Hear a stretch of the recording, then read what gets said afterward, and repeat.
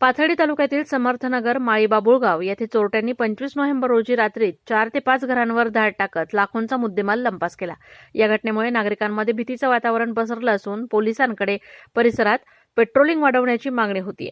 चोरट्यांनी संगीता राजेंद्र गोसावी यांच्या घरातून तब्बल 1 तोळा सोन्याचे मणी किंमत 20,000, 4 ग्रॅम वजनाचे बाजीगर किंमत 8,000, 2 ग्रामपंचायत सोन्याचे कुंडे किंमत 8,000, 1 तोळ्याच्या 4 पाण्याच्या बांगड्या किंमत 80,000, 1.5 तोळ्याची गळ्यातील सोन्याची चैन, सोन्याच्या बांगड्या, सोन्याचा ओम आणि रोख रुपये 50,000 असा ऐवज चोरून नेला। या प्रकारानंतर गोसावी यांच्या तक्रारीवरून पाथर्डी पोलीस ठाण्यात गुन्हा दाखल करण्यात आलाय।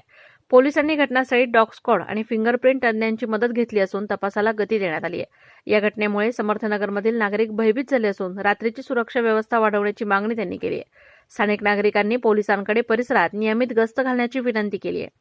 दरम्यान पोलिसांनी नागरिकांना सतर्क राहण्याचे आणि कोणत्याही संशयास्पद हालचाली आढळल्यास तत्काळ पोलिसांना माहिती देण्याचं आवाहन केले। या घरफोडी प्रकरणाचा तपास वेगानं सुरू असून लवकरच आरोपींना गजाआड करण्यात येईल असं पोलिसांनी सांगितलं। प्रतिनिधी रवींद्र उगल मुगले, पाथर्डी।